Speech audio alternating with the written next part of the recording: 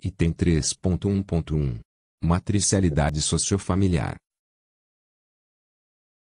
As reconfigurações dos espaços públicos, em termos dos direitos sociais assegurados pelo Estado democrático de um lado e, por outro, dos constrangimentos provenientes da crise econômica e do mundo do trabalho, determinaram transformações fundamentais na esfera privada, resignificando as formas de composição e o papel das famílias.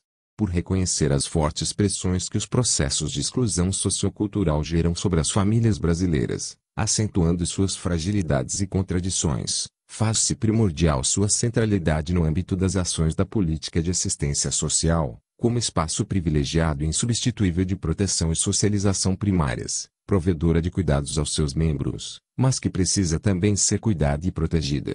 Essa correta percepção é condizente com a tradução da família na condição de sujeito de direitos, conforme estabelece a Constituição Federal de 1988, o Estatuto da Criança e do Adolescente, a Lei Orgânica de Assistência Social e o Estatuto do Idoso. A família, independentemente dos formatos ou modelos que assume, é mediadora das relações entre os sujeitos e a coletividade, delimitando continuamente os deslocamentos entre o público e o privado, bem como geradora de modalidades comunitárias de vida. Todavia, não se pode desconsiderar que ela se caracteriza como um espaço contraditório, cuja dinâmica cotidiana de convivência é marcada por conflitos e geralmente, também, por desigualdades, além de que nas sociedades capitalistas a família é fundamental no âmbito da proteção social. Em segundo lugar, é preponderante retomar que as novas feições da família estão intrínseca e dialeticamente condicionadas às transformações societárias contemporâneas, ou seja, às transformações econômicas e sociais, de hábitos e costumes e ao avanço da ciência e da tecnologia. O novo cenário tem remetido à discussão do que seja a família, uma vez que as três dimensões clássicas de sua definição, sexualidade, procriação e convivência, já não têm o mesmo grau de imbricamento que se acreditava outrora. Nesta perspectiva, podemos dizer que estamos diante de uma família quando encontramos um conjunto de pessoas que se acham unidas por laços consanguíneos, afetivos ou de solidariedade. Como resultado das modificações acima mencionadas, superou-se a referência de tempo e de lugar para a compreensão do conceito de família. O reconhecimento da importância da família no contexto da vida social está explícito no artigo 226 da Constituição Federal do Brasil, quando declara que a família, base da sociedade, tem especial proteção do Estado, endossando, assim, o artigo 16 da Declaração dos Direitos Humanos, que traduz a família como sendo o núcleo natural e fundamental da sociedade, e com direito à proteção da sociedade e do Estado. No Brasil, tal reconhecimento se reafirma nas legislações específicas da assistência social. Estatuto da Criança e do Adolescente. ECA, Estatuto do Idoso e na própria Lei Orgânica da Assistência Social. LOAS, entre outras. Embora haja o reconhecimento explícito sobre a importância da família na vida social e, portanto, merecedora da proteção do Estado, tal proteção tem sido cada vez mais discutida, na medida em que a realidade tem dado sinais cada vez mais evidentes de processos de penalização e desproteção das famílias brasileiras. Nesse contexto, a matricialidade sociofamiliar passa a ter papel de destaque no âmbito da Política Nacional de Assistência Social. PNAS.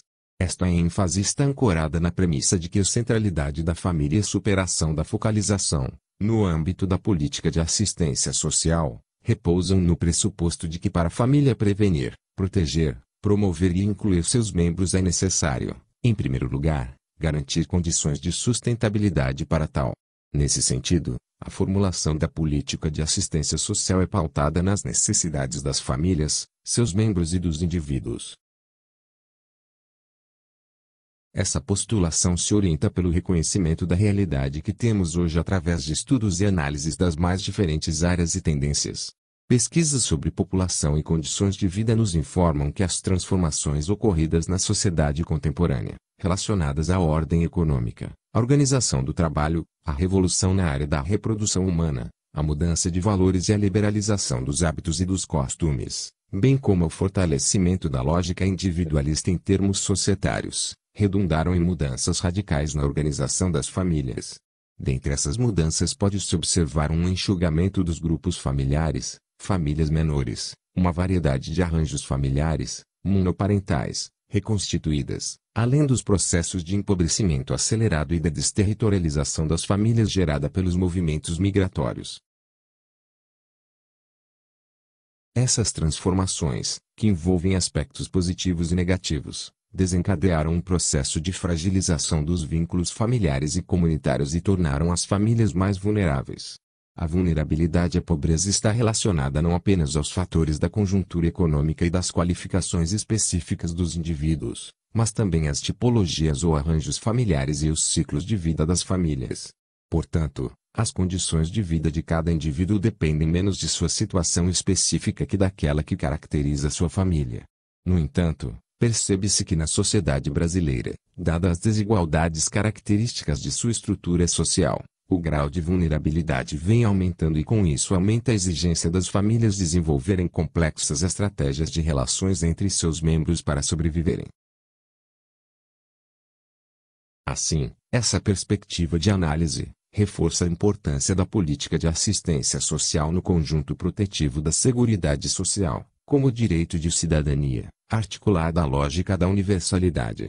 Além disso, há que considerar a diversidade sociocultural das famílias, na medida em que estas são, muitas vezes, movidas por hierarquias consolidadas e por uma solidariedade coativa que redundam em desigualdades e opressões.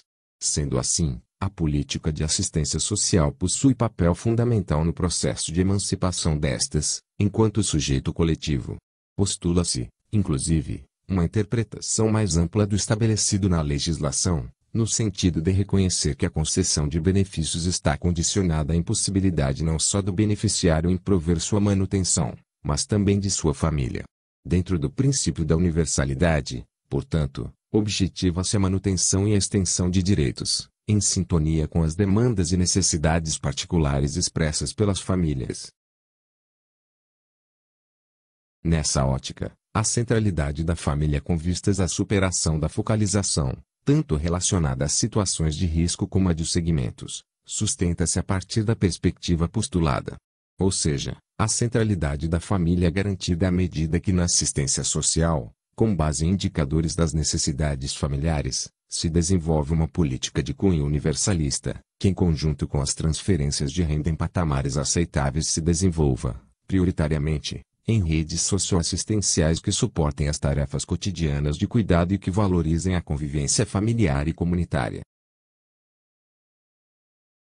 Além disso, a assistência social, enquanto política pública que compõe o tripé da Seguridade Social, e considerando as características da população atendida por ela, deve fundamentalmente inserir-se na articulação intersetorial com outras políticas sociais, particularmente, as públicas de saúde, educação, cultura, esporte, emprego, habitação, entre outras, para que as ações não sejam fragmentadas e se mantenha o acesso e a qualidade dos serviços para todas as famílias e indivíduos. A efetivação da política de assistência social, caracterizada pela complexidade e contraditoriedade que cerca as relações intrafamiliares e as relações da família com outras esferas da sociedade, especialmente o Estado, colocam desafios tanto em relação à sua proposição e formulação quanto à sua execução.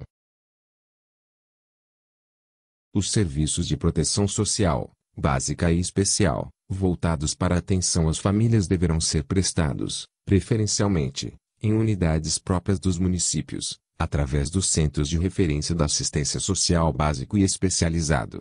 Os serviços, programas, projetos de atenção às famílias e indivíduos poderão ser executados em parceria com as entidades não governamentais de assistência social, integrando a rede socioassistencial.